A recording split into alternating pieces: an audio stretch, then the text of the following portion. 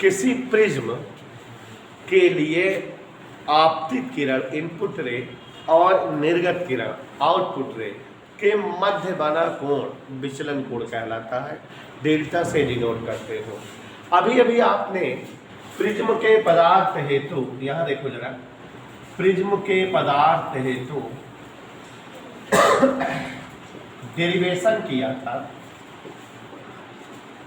आपतन कोण का मान निकाला था।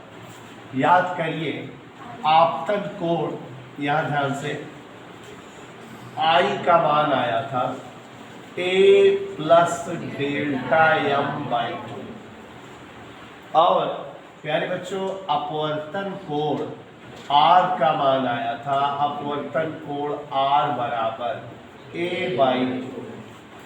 ये दोनों मान आए थे। इसलिए अपवर्तनांक अगर आपसे जानना चाहे, अपवर्तनांक n बराबर सूत्र होता है साइन आई बटे साइन आर। अगर कोण छोटे हो, ये माने जैसे कि अभी चैप्टर अभी डेरिवेशन में माने थे कि प्रिज्म के लिए अगर आपतन कोण छोटा हो, तो यदि आई और आर छोटे हो, तो हालांकि हम फिजिक्स में बताया लेकिन मैथ की चीज है, आपको बताया कि अगर कोण छोटे होते हैं तो त्रिकोणमिति अनुपात हटा दिया जाता है। माने साइन थीटा को केवल थीटा लिख देते हैं, कास थीटा को केवल थीटा, टैन थीटा को थीटा, अगर जो है थीटा छोटा हो। तो यहाँ अगर आई और आर छोटे हैं तो साइन आई की जगह क्या लिखोगे और साइन आर की जगह क्या लिखोगे। और प्यारे बच्चों, इस प्रकार आपके सामने n बराबर आई बटे आर आ जाएगा।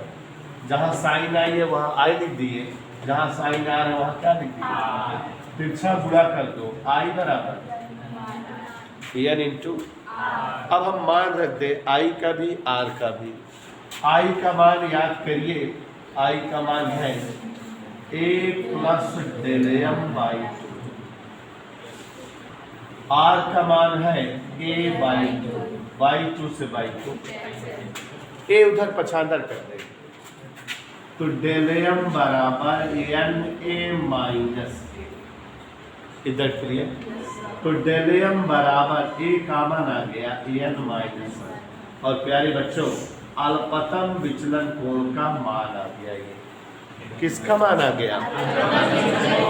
तो अगर कभी अल्पतम विचलन कोण पूछे, डेल एम बराबर ए एन माइनस 1। अब यहाँ एक खास बात ध्यान देनी है, बड़ी मजेदार बात है। ए क्या है, प्रिज्म का कोण जो फिक्स होगा। कोई प्रिज्म है तो उसका जो कोण है, कांच का प्रिज्म है, वो फूलत पचकर थोड़ो रात है, फिक्स रहे। एन उसके पदार्थ का अपवर्तनांक, ये भी फिक्स होगा। तो ये दोनों के दोनों जब नियत है तो विचलन कोण भी क्या होगा, नियत होगा, अल्पतम विचलन कोण। तो कहने का मतलब अल्पतम विचलन कोण का मान हमेशा नियत रहता है। कभी कभी फंसाने के लिए पूछते हैं टीचर्स कि आपतन कोण बदलने पर अल्पतम विचलन कोण के मान में क्या प्रभाव पड़ेगा। तो देखो सूत्र में आपतन कोण नहीं है, तो आपतन कोण बदलने पर अल्पतम विचलन कोण का मान नहीं बदलेगा। मतलब यह अल्पतम विचलन कोण ए और एन पर डिपेंड करता है। ए और एन दोनों निश्चित अंक है, इसलिए अल्पतम विचलन कोण भी निश्चित होगा। और अल्पतम विचलन कोण किसी भी आपतन कोण के लिए हमेशा एक ही प्राप्त होगा, कांस्टेंट प्राप्त होगा, फिक्स प्राप्त होगा, वह नहीं बदलेगा। इधर क्लियर। प्रत्येक आपतन कोण के लिए अल्पतम विचलन कोण का मान नियत और निश्चित रहता है। और कितना रहता है, डेल एम बराबर ए एन माइनस 1। हाँ, अगर प्रकाश बदल दे तो भिन्न भिन्न रंगों के प्रकाश के लिए अल्पतम विचलन कोण का मान भी बदल जाता है। भिन्न भिन्न रंगों के प्रकाश हेतु अगर कलर बदल गया, जैसे बैंगनी प्रकाश का विचलन कोण कहे तो डेल बी बराबर ए एन बी माइनस 1। अब बैंगनी प्रकाश का अपवर्तनांक यूज होगा सूत्र में। लाल प्रकाश के लिए ये कौन सा प्रकाश का विचलन कोण, और ये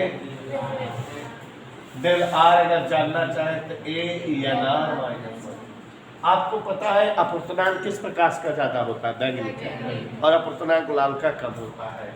क्योंकि बैगनी प्रकाश का अपूर्णांक ज्यादा होता है, इसलिए बैगनी प्रकाश का विचलन कोण ही लाल प्रकाश के विचलन कोण से अधिक होगा।